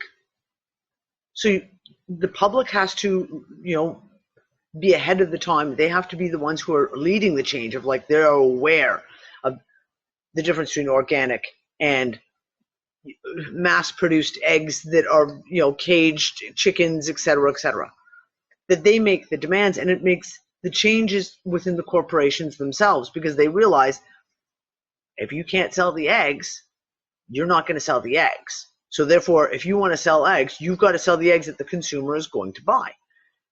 It can absolutely happen in Canada, in America, and larger countries like this, but it requires the push. It requires the push. And that's where you have to get the people going.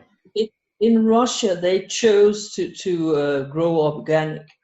It's a political decision. So you've got a huge country where they're going for organic. And it's like countries are actually following it.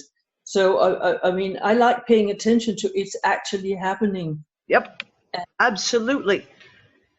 Except, of course, you don't ever get the news about what Russia's doing in Canada and the States. Do you know what I'm saying? Like, getting that information is virtually impossible. And I have friends in Canada who are farmers, who I got into huge arguments with 5-6 years ago over Roundup and Monsanto and everything, because they've been completely programmed that no, Monsanto is fine. Roundup is totally fine. It's not going to cause that. Oh no, it's been fully tested. It doesn't cause any health problems whatsoever. That's their livelihood. There was, their parents were farmers, their parents, etc. You have to be able to get the farmers to recognize the fact, because it's the same type of thing.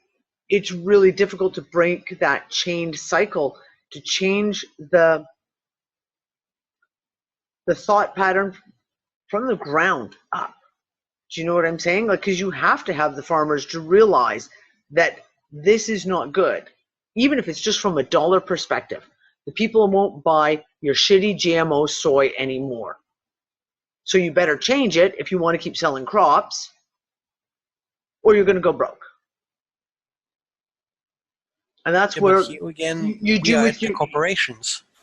We are here sorry? again at the we are here again Yeah. back at the corporation level, right?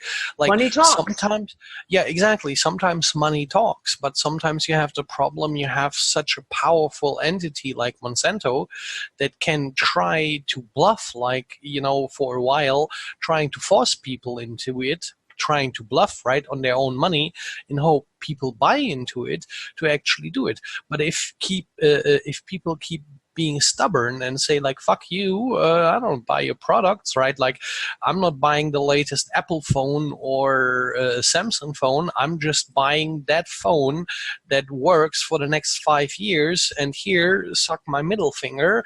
I'm not giving you money every week or every year, right, for a new product that is actually not that much advanced, but it's just the same CPU, which has been unlocked a little bit more, right? Like, it's the same with the Apple phones. They slow it down over software and shit like that over time, so you're forced to buy a new one until you make a jailbreak on your phone and you have your cell phone being cut off from the source, so to speak, and it's your own phone now. Yeah. Okay, I got something to say. Yeah, Dawn, let's hit it.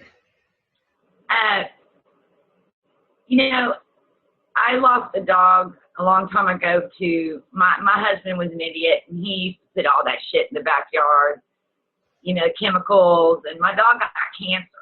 So I innately knew way back something was wrong with that shit. But I quit using all of it because I lost the dog. So I don't even do it. I haven't, since my husband left, which has been almost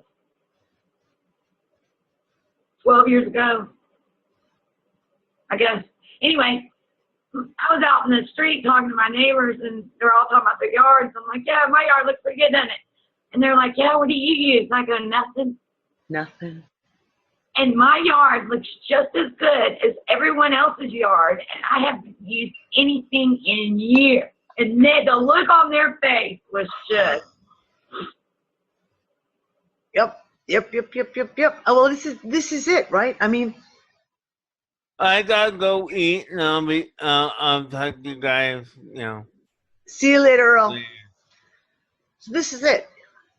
When it comes down to it, as the consumer, some things we can make choices on. I.e., you can choose to go to a mom and pop shop to buy your vegetables, your fruit. You can choose to go to support a mom and pop shop, a little local business, to buy your coffee in the morning. Or you go to Walmart, you go to Target, you go to all these big ones. Now, sometimes you just don't have a choice. And I used to get into fights when I used to run green mothering. I'm back in Toronto, so I'm talking like 8 years ago, 9, 10, 12 years ago. And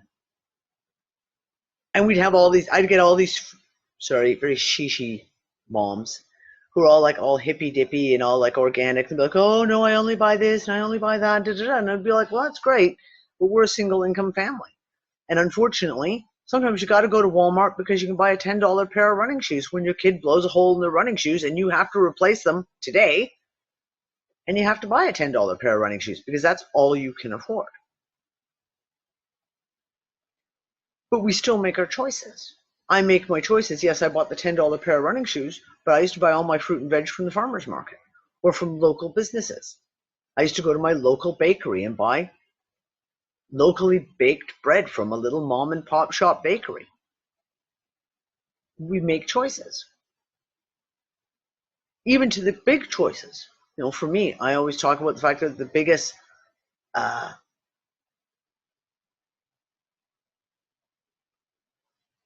outspokenness I could make about how I feel about Canada was I voted with my feet and I left.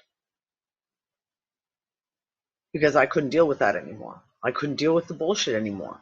Now, I'm in another country with more other bullshit, because the bullshit's everywhere, let's face facts. But you still make your choices. And it's the same thing. When I'm here in Malta, I deal with all the small businesses. I have a little small grocer who I go to. I have my veggie person who I go to. When I'm buying shoes, clothing, etc., I try to go to the little local businesses pardon me, not some big, huge not that we have very many big corporate stores here, but these are the choices that you make. Same thing. Now, I have a friend of mine in Canada who will not drive any vehicle that's newer than 20 years old. And he just goes and he's a mechanic. So we can go buy a 1985 pickup truck that's got no computer chips in it. It's got none of the fucking bells and whistles. And he can rip apart the motor and rebuild the whole thing and drive that thing for another 20 years. And he will only buy those kind of vehicles. And he talks about the fact that, like, that's how he went again. He used to work for Ford. He used to work for Ford, and he worked for Ford for like 30 years. And he watched the quality of the cars going so down like this. And when he left and he retired, he was like, fuck that shit. Never buying a new car again because they're all piles of crap, and I'll put my money by continuously always buying secondhand. Got 2 points on that, Danny. Number one, Dawn knows this. My brother, he's 2 years younger than me, so he's an old fart too. We both grew up in Detroit, Dearborn, around Ford Motor Company, and the cars of the 50s, especially in the early 60s, he was involved in as a mechanic type kid, and he still does it. He rebuilds Model Ts and Model As, and the cars he drives. He just rebuilt a 1964 Ford Falcon, put a big V8 engine in it, but he hates these modern cars. That's the one thing. The other thing, the bigger point that you're talking about, what you described, what you're doing, and what probably all of us are doing to the best we can do is to withdraw from the consumer society that the major society around us is presenting as the option. You know, the grocery store on the corner. Yeah. And most populations live in cities. They don't live on the farms anymore. They don't live in, I mean, yes, there's people in small towns. I'm talking more America because that's what I know. But the preponderance of the population, they live in major metropolitan areas. They're not farmers anymore. They don't know how to do that stuff anymore. And the point is, they're not paying attention to the kinds of things we are anyway, the numbers anyway. Yep. In America, there's supposedly around 350 million people. Most of them are versions of unawake people or other descriptions of people who are not paying attention but just following along. We don't fall into that category. None of us do. Yet we're still and we go to work if we're still working, or we go to the grocery stores because we're not farmers either. And yes, we go to the farmers, but we do what we can. We go to the farmers market, like you said. We try to buy intelligently. We do read the labels. And we don't do a whole bunch of other things, but we're still walking into society. So it's a mix. The more we withdraw from the consumer society and the external society, the happier we are. But we still know it isn't perfect. Yep. But no, I agree. Yep. No, completely, Maury. I love what Nancy just said. Nancy just said, same here, Danny. I'm a technician, so I buy only washers and dryers from secondhand stores because they have simple parts and I can fix them. My fridge is a Viking from Eaton's. I used to have a Viking fridge from Eaton's. Best fucking fridge I've ever owned. I have a modern piece of shit now that Nick just had to take a chisel to the freezer because it continuously fills up with ice. I hate modern fucking appliances. And my washing machine has got computer fucking... No. Give me a machine that's got hot, cold, and a fucking dial for an extra rinse if I need it. That's all I need. No, we're obviously ahead of the game on a lot of things. Like all more and more people are waking up to this, and literally, if you talk about even within mothering groups, all the mothers groups that I used to run, and these women were not very awake. They did talk about the fact of why can't I buy a fucking toaster that lasts for longer than 12 months? Why can't I buy? And we used to have huge discussions on it and talk about the things of like, you just got to go buy your shit secondhand. And if I walk into a secondhand store and see an old 1970s Oster blender, and you know it's from the 70s because it's that color. You buy it. And you spend $5, 10, even if you spend 10, even if you buy it for $15, is still better than anything you're going to use. And and you make those choices. And these women, like I said, even though they're not very awake, they were already making those choices of saying, like, I'm going to buy cloth diapers for my children. And that's what I'm going to use. I'm going to use cloth breast pads, washable breast pads when I'm nursing. I'm going to learn how to make a baby sling. I'm not going to buy a baby sling to carry my baby for $75 when literally it's 1.5 meters of fabric and 2 metal rings. I don't need to do that. I can do it myself. But then why would you put your kids on a leash? A baby sling, hun. It's for carrying babies. It's for carrying babies. Oh, I thought that was the thing that some parents do these days, like like the dog string. No. It's for carrying babies. It's a piece of fabric that you wear against your body to carry babies. These are the things you make choices. And there are more and more people on the consumer side of things who are making these choices. But it comes up to people like us to make them aware of, like the amount of people who had no fucking clue when I used to talk about cast iron and cast iron frying pans and cast iron pots. And these are like the ultimate cooking. And they were like, oh my God, I have no idea. What do I do? What do I do? And I used to bring people into my house. And Nick brought me home a cast iron pan, big ass cast iron skillet. It weighed probably close to 10 pounds. And it was completely covered in rust. And I took the opportunity to bring a whole pile of people into my house. I was like, right, now I'm going to teach you how to season a cast iron. You think this is garbage? No, watch. And we took steel wool to it and cleaned it all up and then coated it in oil and put it in the oven and pulled it out and put it in more oil and put it back into the oven. And by the time we'd finished having coffee and cake and everything else, 4 hours later, I pulled them out and showed them this cast iron frying pan that was black, shiny, glorious. And it was like, that will never die. You will be able to fry eggs non-stick in that pan till the cows come home, and you will never have to replace them. Over fire. Over a campfire, over a gas stove, an electric stove. You got to watch out for the glass ones, because I have known people who've broken their glass stovetops with cast iron pans because they forget how heavy they are and they put them down too fast. But other than that, we make the choices. You start educating people that there are choices out there. Like I said, I had a friend of mine in Toronto who found out that the next door neighbor had fucking chickens. She heard rooster. She moved into a new house and was like, rooster. And she literally walked around her neighborhood until she found the neighbor that had the chickens, and then ran. I'm your new neighbor. Do you sell your eggs? Can I trade you? I'm a baker. I'll bake you bread if you'll give me eggs. And the neighbor was like, fucking awesome. Love it. I love fresh baked bread. I'll give you eggs. You make me bread. Perfect. That was in the heart of downtown Toronto. Here, have some of my household waste. You feed them to your chickens, right? That is good. Have them for free. Give me a little discount next time, right? and listen, I used to do that in Morocco. When you peel your vegetables, you peel your potatoes, you peeled all your stuff like that, I used to give it to the little lady next door who had chickens. And she'd feed it to her goats and to her chickens, etc., etc. And you see this is why so many households over here, especially on the countryside, had pigs or had a farmer who had a pig for them, where they sent all their potato peelings or the potatoes they didn't eat, they would have wasted or stuff like that. So the pig is happy for one day, and one day you get some free bacon, right? Yep, exactly. There are options. Huge options out there. Convenience is a problem, but then when we talk about this, we come back to that equation of intensity versus time.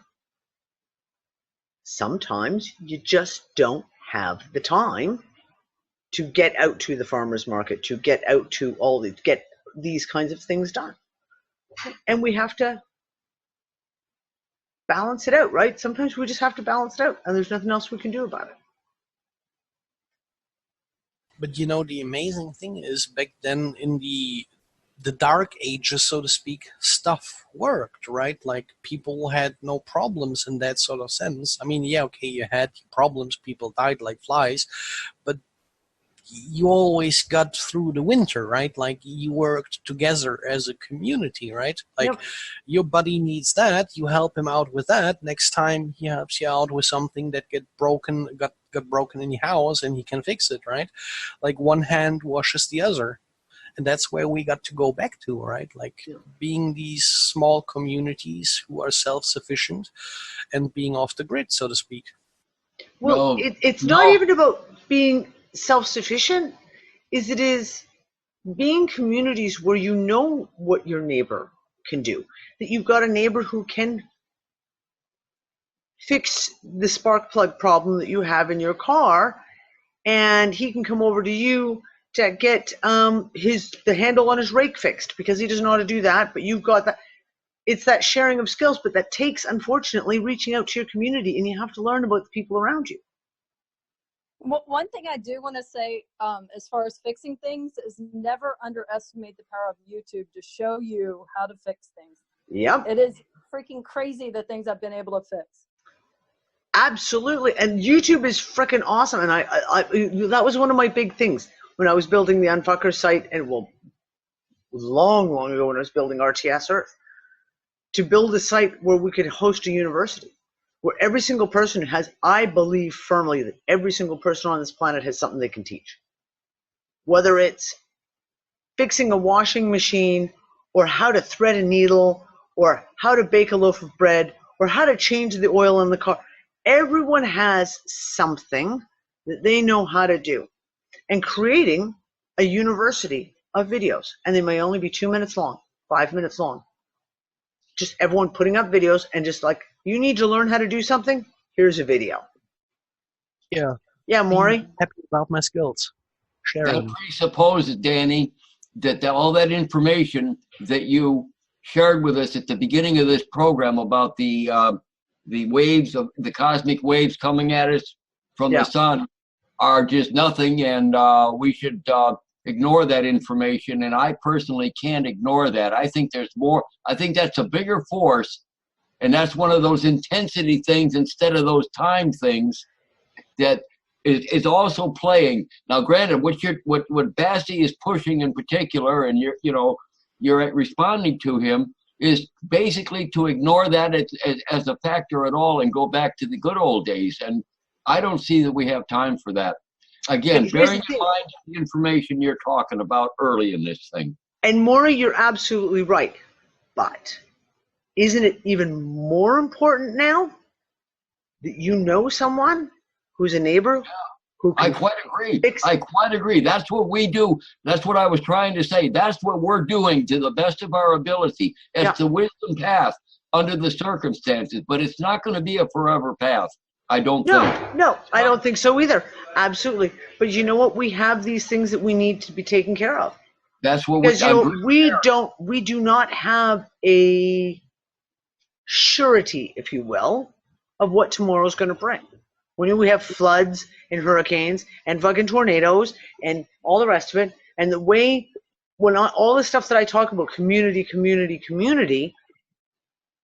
these are sometimes the most important aspects to community, is that you have a friend who knows how to patch a tire on a thing, because you guess what? There's no fucking electricity because there's a hurricane going through, and you need to get out here and you need to go there, but you've got a hole in your tire, but your next door neighbor happens to have a jack and an air compressor to pump it back up and a patch. This is why community is important. Absolutely. I'm not saying communities, don't get me wrong. I don't think. Oh, no, I know, hon. No. I'm just clarifying. That point. I agree with that 100%. But again, I think there's a bigger story, and you were touching on an aspect of it real serious at the beginning of this program that is actually a bigger story than this is a response that you're talking about now to what we don't know is, but might be. And this is, again, this is wisdom talking, what you're saying and talking about, both of you, Bassi and you. But it's the short-term wisdom, not a long-term compared to what's the longer play going on. Okay, I made beautifully said, Maury. Beautifully said. Yep. this is it. We don't know what's going on. We don't know what tomorrow is. And like I said, that's why I've always keep talking about the whole thing about being prepared. And being prepared to, and for me, that's community. Community is the number one way that we are prepared. In knowing our friends, our family, and by that I also mean our online friends and family, who we can rely on. The beginning of a solution, John, yes, this is the beginning of a solution. Unfucker's power. Unfucker's power, exactly. That is all what it's all about. I'm trying to roll a cigarette. My Band-Aid is getting in the way. It's amazing how you can't do something until all of a sudden you have a Band-Aid on. Yeah. We don't know. I mean, this is it. I would love literally, like, you know, same type of thing of doing a show where we sit and we talk about things like these recipes. Like, you know, Deb just said, I found a pressure canner with a rocking thing on the top, the best, etc. I don't know how to use a pressure canner. I would fucking love to know how to use a pressure canner. Not a fucking clue. I've never done it. Of all the shit that I make, I've never made jam. I have no concept of how to make like jams and how to seal cans and make them, how to seal cans so they stay sealed and I don't have to put things in the fridge. Jam is water bath. You don't need the pressure canner. You can use you can put if you don't have a pressure canner with the little thing to keep the glass off the bottom, you can put a towel on the bottom of your pan and make sure the pan is deep enough where you can totally submerge the jar, at least 1 inch of water above the top of it, and you need room on the top, you know, above the pan and your lid. And you get the water boiling, you put your jars in there on top of the washcloth, put the lid on, set it for the time. You also need to look at your elevation. I know. And so, and by the way, I changed my cake recipes because at 2,000 and above, it does make a difference, not at 3,000. That's why my pressure canner, I have to go at 15 pounds. But they have these little ones with the rocker on top.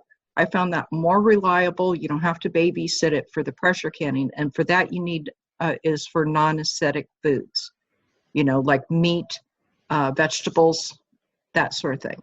And that's one of those things. I've always wanted to. So I make these huge, massive crocks of soup, and they have to go into the fridge or the freezer. Yeah. See, our electricity is so iffy here. I pressure can everything. And then all the extra vegetables I grow, most of my vegetables, I pressure can them and I take them down to my daughter to help her and her family. Yeah. You know, feed her. And, but, the jams and jellies are fun though. And for me is I've never had anyone to show me how to actually properly, you know, like the water bath and seal them. And the few times I attempted it, it didn't work out because I was just making it up as I went along. And I ended up with mold and had to throw jam away, and that was terribly sad. My favorite I put on the thing is Brexar Prepper. She's in Texas, and she shows everything from jams and jellies to butter, cheese, meat, and vegetables. And you follow the instructions on your canner. She always points that out and that, but she shows you how easy it is. Yep. And everything is done simple. And on the UU and that I'll paste more recipes for stuff, but I always tell people use your canner's directions. Yep. And usually the blue ball book, the ball canning book, the blue one. Yep. Okay. That one is very simple. Even someone as blonde as I am, well, my hair's not blonde anymore, it's dark. Anyway, it's beyond simple in that. I had my canner for over 10 years, the pressure canner, before I found a pair of balls to borrow to learn how to use that because of all the scare stories people give you. Well, they all now have safety valves on them and stuff. So we need Deb to put just together a video on how to use a pressure canner and how to do this kind of stuff. No pressure. I don't have a video camera. I know, darling. I know. Okay. No, I know, but this is the kinds of things like it's for me. I can bake bread. I can bake bread with my eyes, like without even thinking about it. I don't measure anymore. I just bake bread. I make cake. I don't measure anymore. I just make cake. I'm all, but we have certain. Everyone has got these pieces that we can bring to the table, and sometimes the basic stuff is the really important stuff to know how to use and know how to do.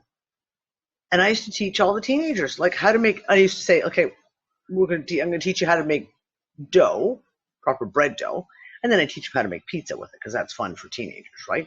So I'm like, so let's start here. Here's our flour, here's our water, here's our yeast, our oil, a spoonful of sugar or honey is what I use, and then teaching them how to let it rise, etc., and teaching them the science of it. I said, now you can go make pizza anytime you want, and all you need is flour, water, yeast. Done. You're done. You can just go make yourself your pizza. And they used to love that. I have to do that again. It's been a while. I've been having, the weather here has been so fucking bizarre. I can't get my yeast to rise properly. We're getting very, very weird high pressure and low pressure systems. And you can make something one day and then you make the exact same thing the next day, the exact same way, and it just goes and just falls. So but this is the strange elements when we talk about environmental. For me as a baker, I've had it where my kids have said to me, Mommy, will you make a cake today? And I'm like, guys, no, there's no chance. It will not. It will not. It will be a lead weight. And you just know, you can feel the air. You can feel it and you go, no, the humidity's too high. There's no way I'm going to be able to bake today. Or it's the pressure system is just, you can just feel it. These are the little things. But environmentally, I've never experienced anything so up and down as they have been this last year, of just extremes in the pressure systems.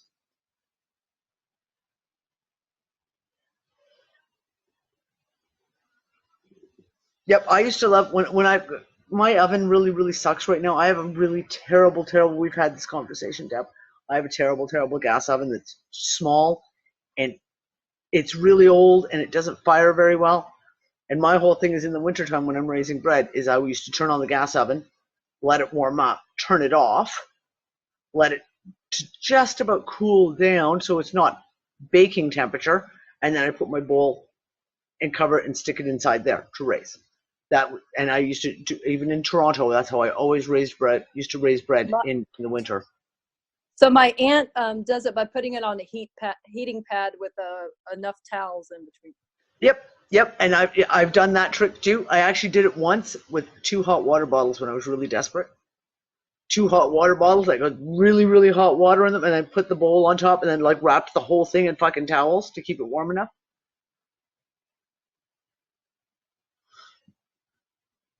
See, we should be doing like one show a month where we talk about all this kind of stuff, like the whole trick of doing all these things. So like people were talking about, for example, dog food.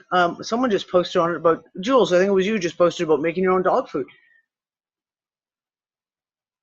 When you start making your own dog food, you will never go back to using commercial dog food again.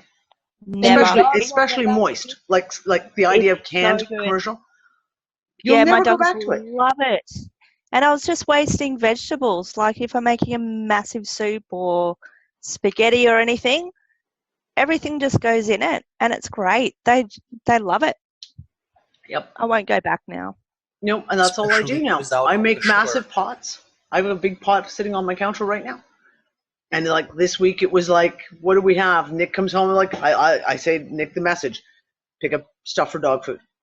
I need to make dog food, and he'll come in. So this week it was beef liver, ground beef, and chicken hearts and gizzards, and a pile of carrots and some zucchini and broccoli and cauliflower, and I had a half thing of baked beans that didn't get used up. I'm like, oh, look at that, goes in there too. Throw in the baked beans, and I had leftover rice from the night before. Oh yeah, that goes in there too. Throw that in there, and I do it in a pot that's like a 10-liter pot because I have 2 very big dogs who are very, very hungry, and put it all in, fill it up with water, throw it on to boil for 20 minutes.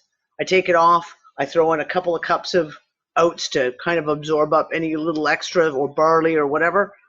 Put the cover on, let it sit for 10 minutes, and it's done.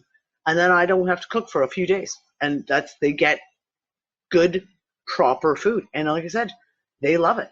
And every dog who comes to my house, cats, doesn't matter. It's real food. And it's so much fucking cheaper. Like, so much cheaper to make your own food. And it's so much better quality. So yeah, I'll never go back to it. We've got like a little bit of kibble that we're using at the moment just because we have to deal with the dogs and the losing weight. So I've had to start giving them a few extra meals, and I'm giving them kibble at nighttime before I go to bed, just so they have something during the middle of the night. But other than that, like literally, like they don't get commercial dog food. I make my own beef jerky. I've got a dehydrator, and I go and we get the thin beef here. There's a dish here. There's a traditional Maltese dish where they have very thin slices of beef, and they cook it and then they roll it with seasonings and stuff. Well, I just buy 2 packets of that. Cost me $5 total, and I cut it into strips and I lay it in my dehydrator. And the dogs, that's their snack. That's their treats. They get a piece of like beef or chicken jerky that I've made myself.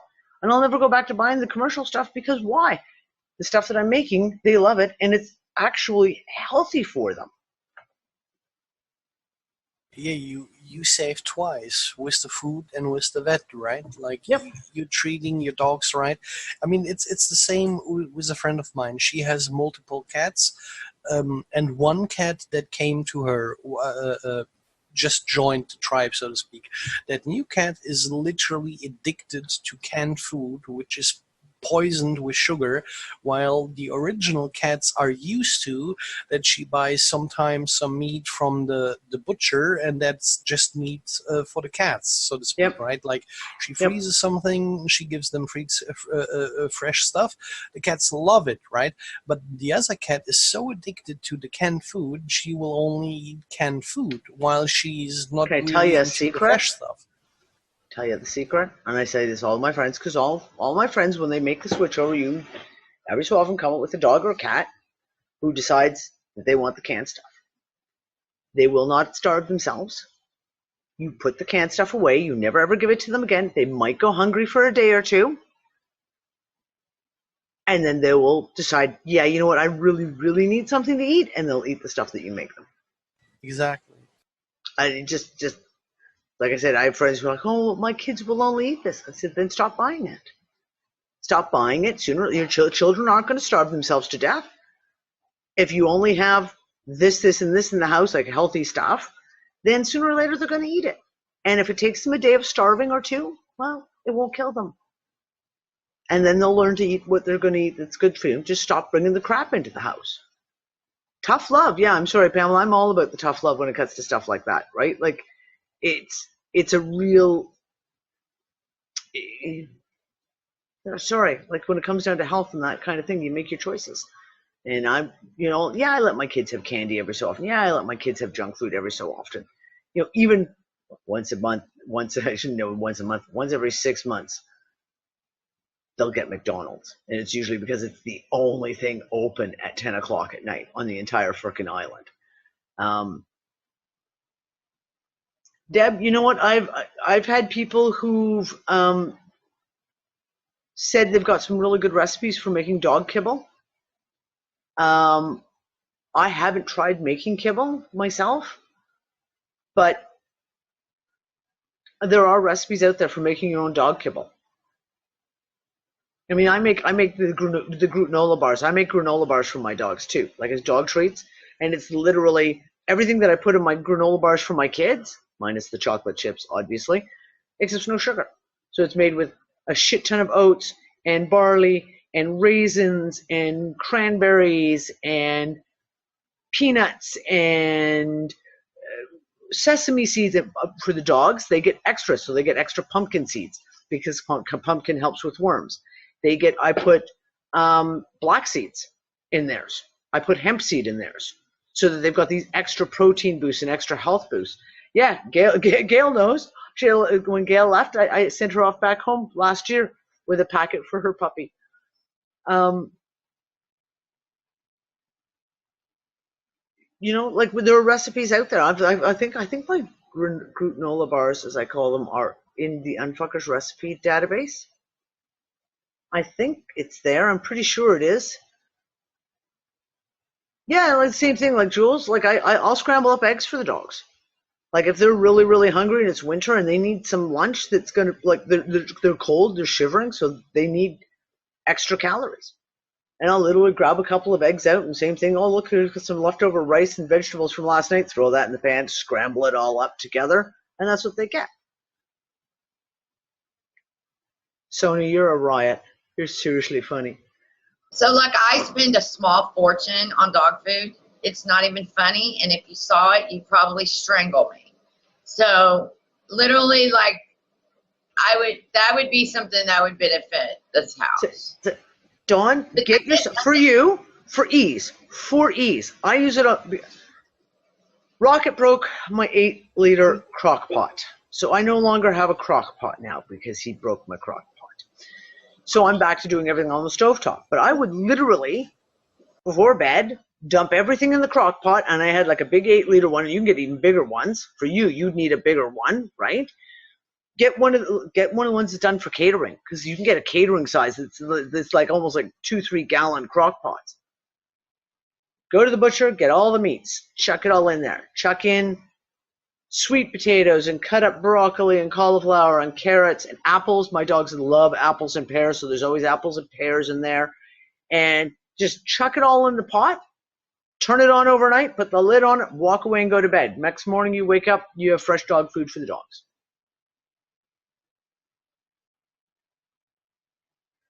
Yeah, there you go. So Deb's got a 6-gallon crock pot. Holy fuck, I would give my left arm for a 6-gallon crock pot. That's what I need when I'm making soup. But the same thing, what do I say about making your bone broth? Same thing, go to your butcher, get a bunch of bones, get to the point that every time you eat anything that's meat-based, if you have chicken bones left over, keep a plastic bag in your freezer or a plastic container in your freezer. I have one, all my bones, my kids, my family is completely trained. Bones never, ever go in the garbage. They instantaneously go into a bag that's in the freezer or the container that's in the freezer. When the container is full, I go to the butcher's, I get a couple of nice big marrow bones to add to it. It all goes into the crock pot, turn it on, fill it up with water. I throw like 3 or 4 big onions, a head of garlic in there, and let it cook. If you're doing proper bone broth, it should cook for 24 hours. But it's in the crock pot. You don't care. You just fucking turn it on and walk away. You come back 24 hours later, strain off all the bones, and you have bone broth for the dogs. And for the humans who need the extra nutrition. But don't give the dogs the cooked bones because it's never give the dogs the cooked bones. Yeah, because they become very brittle and they will shatter and they can hurt their stomachs really, really badly. So no, you never. Whenever you've made bone broth, unless you've got like I've done it where I've had like beef leg bones that are like that long and literally that thick, and I'll let the dogs gnaw on those after they've been cooked because they're not that you can't bite through that. But yeah, only ever give your dogs raw bones, and beef bones preferably, or pork bones, like big bones, not little bones. although I do have a bunch of friends giving their who are feeding their dogs raw, and they give them the chicken legs, chicken breasts, and then just let them eat the bones and everything, but I haven't done that.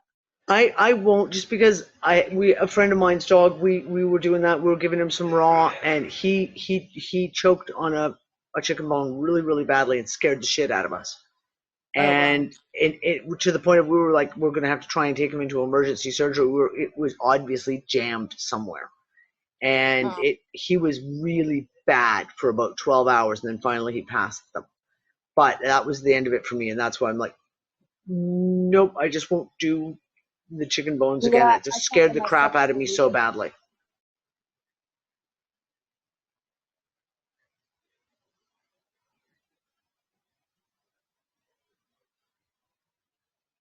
I actually pulled a chicken bone out of the throat of a dog. I've done it. It's not fun. Oh, no, I've done it. No. Yeah, you got to be careful with certain things. Now, and again, it depends on the animal, right? Like I've got friends of mine who are hunters in Canada who the dogs get they get the bones. They get whatever's left over after they, with the moose, deer, etc. And whatever bones there are, that the dog eats the bones, and they've never had a problem. So I don't know. It's one of those things. But yeah, if you make your own dog food, you'll never go back to buying canned food ever again, because it's so much healthier for them, and it's so much cheaper in the end run. Like, I literally make a pot of food. Like I say, my big pot, it must hold at least 6 liters of dog food by the time I'm done. And by the time I put the meat and the veg and even the grains in, because I'll throw rice in or barley or whatever, maybe each pot costs me, if I was really going out there making a big one, maybe €8. Maybe €8 is and that's a big ass pot that will feed those 2 monsters for 3 days. So.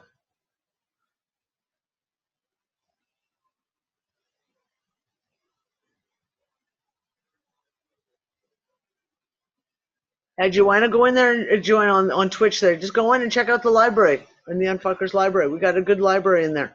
Got a really good library. And we have the recipe cooking section as well in the Unfuckers Unite website, our membership site. So there is a classified section that doesn't get used hardly at all, but it's set up there so that any of the Unfuckers can advertise their services, their products, whatever they want, so that we can support each other. So there's the Unfuckers classifieds there.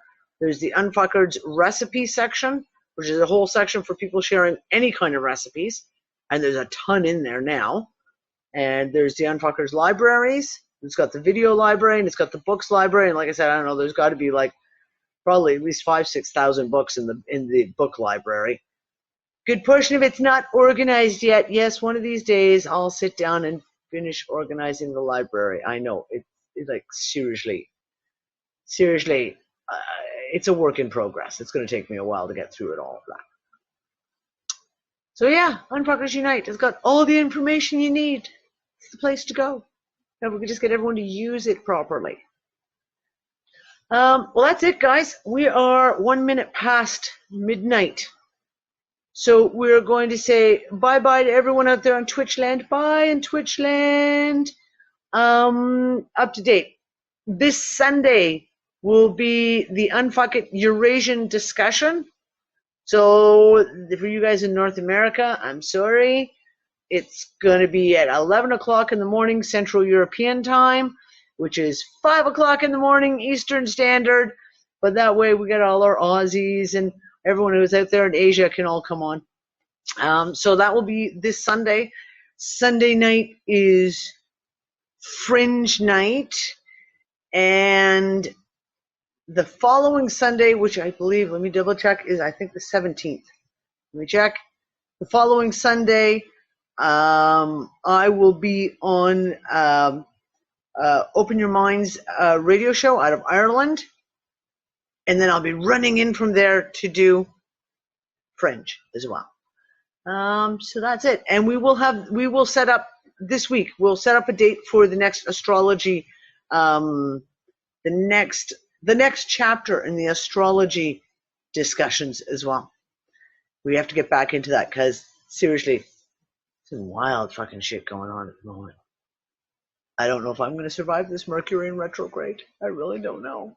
I don't know.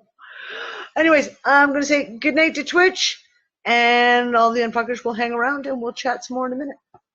Bye, everyone. One small step for man.